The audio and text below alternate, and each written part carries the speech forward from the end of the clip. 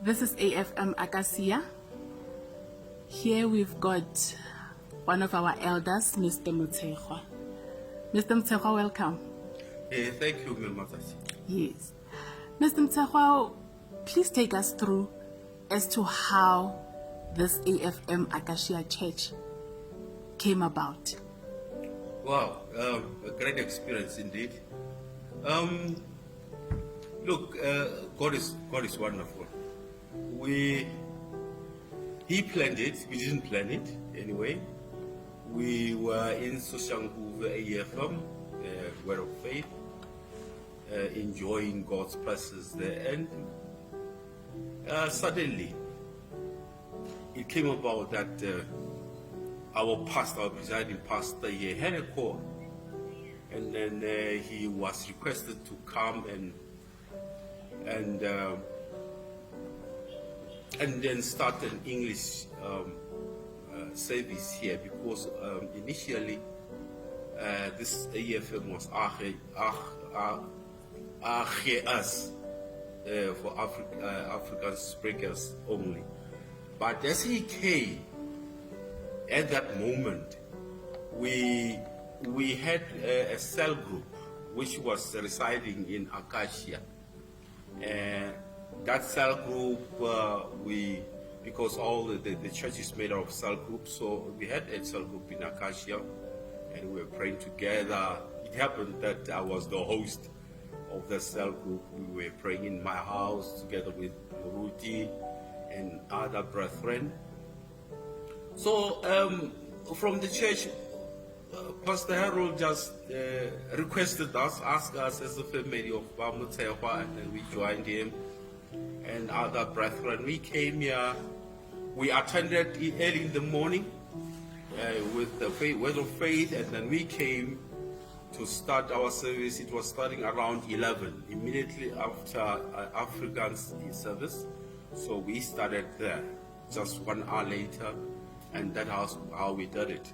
So as we continued, somewhere along the way, because of church politics, I guess, the Africans service owners decided to terminate our English service. So we had to go back to Soshanguve and continue to pray there, but we continued with our cell group. Our cell group was so peculiar. It was just not like other cell groups. It was the pastor ran it in the way of like the apostles. We were meeting at our place, we were eating together. It was just a joy. Praying together, worshiping together, and then continuing to pray and fellowship in Soshanguve. And then secondly, again, the pastor was called to come and again start that. And he didn't actually give up. He didn't say first time when people rejected us, people who were residing, well, we came again. And then this time, we said to ourselves, and we believed that God was starting something big. We said, let's go back, and this time we are not going anywhere. We are going to be in that church for good. And then we came, we played our role, and until the Africans service just diminished, and then we engaged. We after actually we were babysitted by the region. The region babysitted us, and then we continue. Few as we are, I remember, if you have to be specific, we had Bata, Tipa, Malaki, Mutsekhwa, forming the whole church. So we continued with all the strives. We have to present ourselves to the church board. We had to present ourselves to the regional. It was not easy, but with God on our side, we continued until we were set free to become an autonomous church. And then God did miracle. Numbers continued to come. People continued to come because it was a dynamic thing, because we we said with our pastor that we need to allow this community around here to be aware of what was happening out, that we got a church here that belongs to them, because AFM Acacia is a community church that every person who's passing by belongs here. So we are not segregative of color or language. If you look at our church, we are dynamic. All languages are here. You got the Shonas are here. You got English speakers, Zulus, you got Xhosas, Spanish, and all the vendors. We are all here, and then it's so wonderful. So for us to have these people here, we have to do real marketing. And then I remember some of the people, the strength of our marketing was pamphlets. Youth were going around the area, to the mall, just sharing information that we have a church, family church here.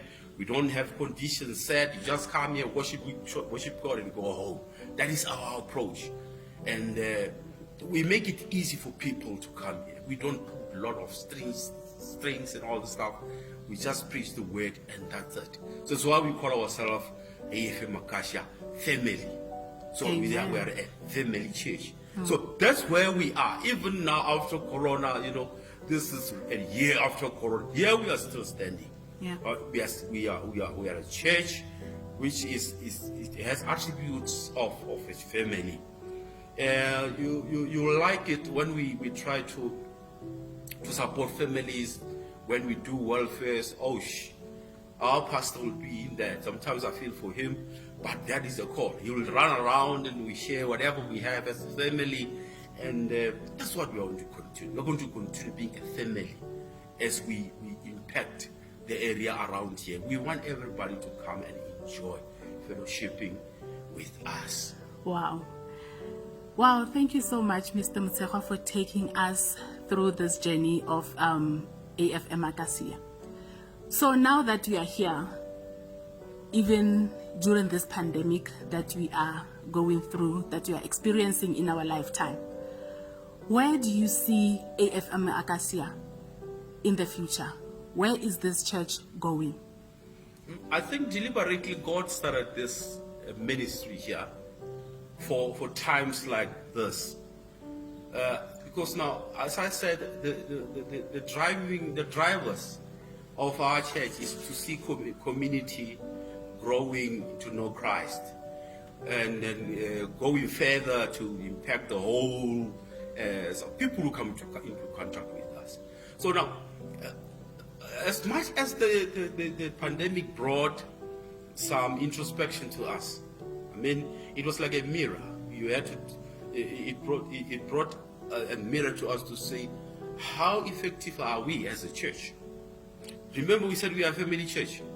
Yeah. Now, if we are a family church, how are our members experiencing this pandemic?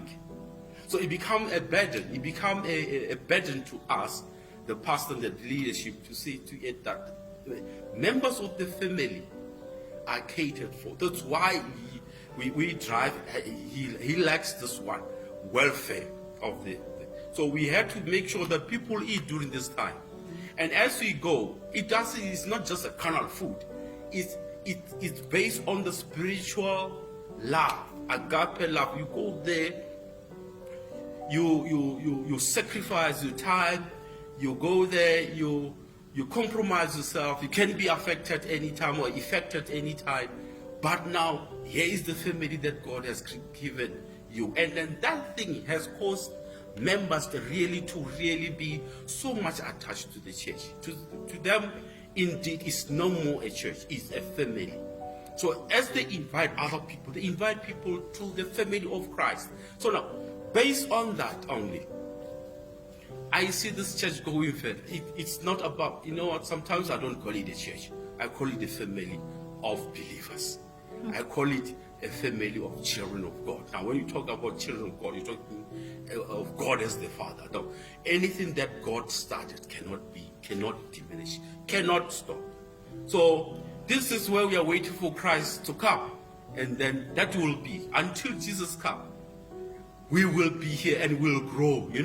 Our building, when we came here, the building was too big. But now suddenly, the building is small. Because the vision the vision is to impact the whole area. We want to see this neighboring plots. They need to give them to us so that we can develop and have impact in the community. Don't just to try the spiritual life. We want to make businesses. Let there be marketing where people can come and thrive and the talents be supported. So it's not about just feeding the spirituality. We want to feed people even on their carnal demands. They need to. So this is everlasting church. Amen. Amen. Wow, thank you so much, Mr. Motsekwa, for the insight. We thank you so much. God bless you. Thank you so much. Amen. Amen.